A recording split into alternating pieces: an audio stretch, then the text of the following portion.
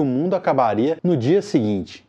Iria se jogar na loucura total? Tentaria correr para corrigir os seus erros? Iria fingir que nada está acontecendo e abrir um bom vinho? Ou só sentaria e pediria, por favor, me tire daqui? Essa última opção parece ser a favorita de Felipe Parucci, o autor da HQ Apocalipse, por favor, uma graphic novel nacional que trata do fim do mundo de um jeito mais inesperado possível, com humor, caos e um tanto de desespero. Quer conhecer um pouco mais sobre essa história? E melhor, sem spoilers? Então fique com a gente até o final. Eu sou o Faina e você está na temporada Mandrake 2025.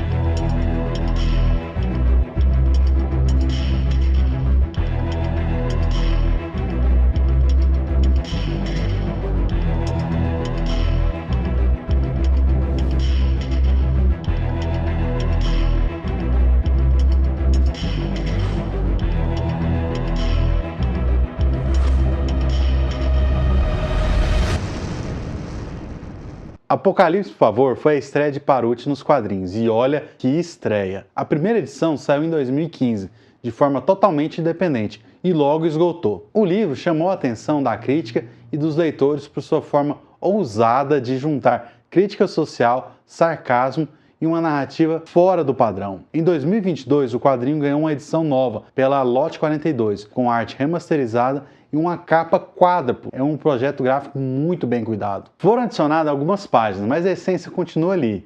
Uma história sobre 4 personagens tentando lidar com o absurdo da vida enquanto um meteoro gigante se aproxima da Terra. E não, isso não é uma metáfora. O meteoro está realmente vindo. E o melhor de tudo, esse não é nem de longe o maior problema dos personagens. O protagonista mais evidente é Arthur Miró, um sujeito que parece viver em permanente estado de deslocamento. Ele é aquele tipo de gente que não se encaixa, que não entende os códigos da sociedade, que só sobrevive com a ajuda de um remédio tarja preta chamado Birutil, prescrito por um psiquiatra bastante questionável. Arthur tem feições de lobo e um olhar perdido, que transmite uma confusão existencial constante.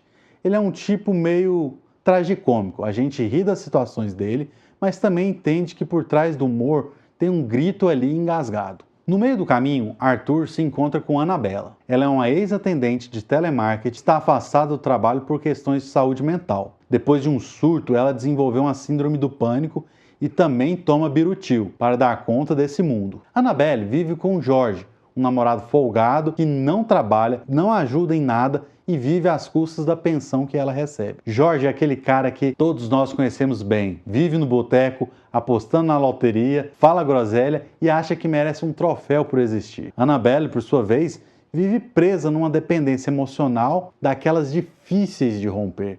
Ela não se sente amada, mas também não se sente capaz de sair daquilo. E aí entra o quarto elemento, Jesus Correia, o presidente do país, um político corrupto, escandaloso e caricato. Ele se apresenta como um pai da nação, um homem de princípios, um exemplo. Mas claro que é tudo fachada. Por trás do discurso que move Jesus Correia é grana, poder e bom prato de ossos gratinadas com champanhe. Ele é o típico populista, que se esconde atrás de frases de efeito e jantares caros, enquanto o mundo desaba ao seu redor, literalmente. Esses 4 personagens vão se encontrando e desencontrando ao longo da história, todos reagindo à sua maneira diante do anúncio do fim do mundo. E quando digo fim, é o fim mesmo.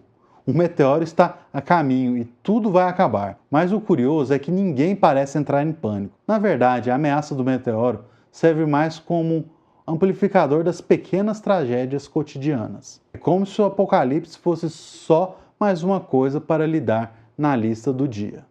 O quadrinho tem um tom muito particular. Não é uma comédia tradicional, nem um drama convencional. É uma mistura de tragédia existencial, crônica, farsa e sátira política. O humor é ácido, irônico, muitas vezes sutil, mas também tem momentos que flertam com besterol, no bom sentido. Parucci consegue equilibrar tudo isso com uma linguagem visual marcante. A arte é em preto e branco, mas cheia de tons de cinza que dão uma profundidade e um contraste entre as cenas. O traço é fino, clássico, com aquela pegada de charge, mas ampliada em ritmo de romance gráfico. E isso funciona muito bem, especialmente porque ele sabe dosar o uso do espaço, do silêncio e dos detalhes visuais. Cada página é montada com muita atenção.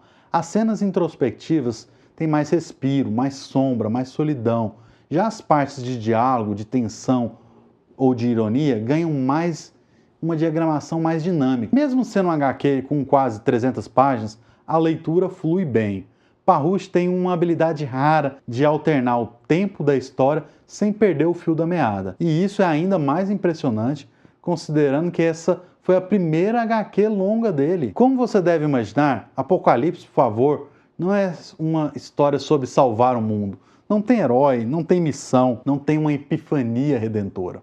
O que tem é gente comum perdida tentando dar sentido ao caos. Os personagens tomam uma série de decisões ruins em sequência e aparentemente tudo bem. Afinal, quem nunca errou que atire a primeira pedra, não é verdade? A gente se identifica mesmo quando discorda. E talvez por isso o impacto da história seja tão grande, porque ela não fala de um fim distante e espetacular, ela fala de um fim que já está aí, no nosso dia a dia, no esgotamento coletivo, na hipocrisia das autoridades, na alienação das redes, na falta de propósito. Outra coisa que chama atenção é a construção das referências. O nome do protagonista, Arthur Miró, por exemplo, não é por acaso. Ele é uma espécie de homenagem ao artista espanhol Juan Miró, que viveu durante os períodos das grandes guerras. Ou seja, Arthur carrega o peso simbólico de alguém que já nasceu à beira do fim do mundo. Isso se reflete na forma como ele vive ou sobrevive. Essa escolha mostra o cuidado que o autor teve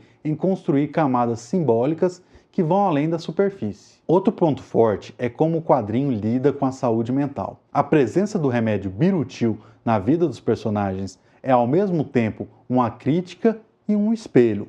Mostra o quanto a sociedade prefere medicalizar o sofrimento do que encarar suas causas. Os personagens não estão doentes no sentido clínico. Eles estão sobrecarregados, confusos, pressionados por um sistema que não dá espaço para vulnerabilidade. Isso é retratado com sensibilidade, mas também com um certo sarcasmo. Porque afinal o mundo está acabando. E ainda assim tem gente querendo lucrar com isso? Qual o sentido? Apocalipse, por favor, também é sobre aceitação. Não no sentido de conformismo, mas no sentido de parar de fugir da realidade. Quando os personagens percebem que não há mais o que fazer, que o meteoro vai cair mesmo, eles passam a agir de forma mais verdadeiras. Alguns tentam se redimir, outros só querem curtir os últimos momentos, e outros simplesmente continuam sendo o que sempre foram. Essa honestidade com os personagens é um mérito enorme do Parrush. Ele não tenta salvar ninguém, ele só mostra quem eles são, e isso já basta. O título da HQ também é genial, Apocalipse, por favor. Soa como um pedido educado, mas carregado de ironia. É um suspiro de quem já tentou de tudo, só quer que tudo acabe logo. É um jeito elegante, desesperado de dizer chega. Se você gosta de quadrinhos que provocam, que fazem rir e refletir ao mesmo tempo, essa obra é para você. Mas não espere uma leitura muito mastigada. Você vai encontrar um HQ que trata o leitor como alguém capaz de entender a complexidade das coisas, que fala de política, saúde mental, amor, fracasso, finitude e esperança. Tudo isso com muito estilo, muito sarcasmo e um traço afiado. Apocalipse, por favor, é, sem exagero, uma das HQs nacionais mais criativas e ousada dos últimos tempos. E não é só porque trata do fim do mundo, mas porque usa o fim como ponto de partida para questionar tudo aquilo que a gente chama de vida. Se você já leu, comenta aí o que mais te pegou. Foram os personagens, a sátira política, o final? Bom, eu fico por aqui, mas o canal segue com tudo nessa temporada Mandrake 2025. Já deixa seu like, se inscreve no canal, ativa o sininho para não perder as próximas resenhas. Até o próximo episódio. Fui!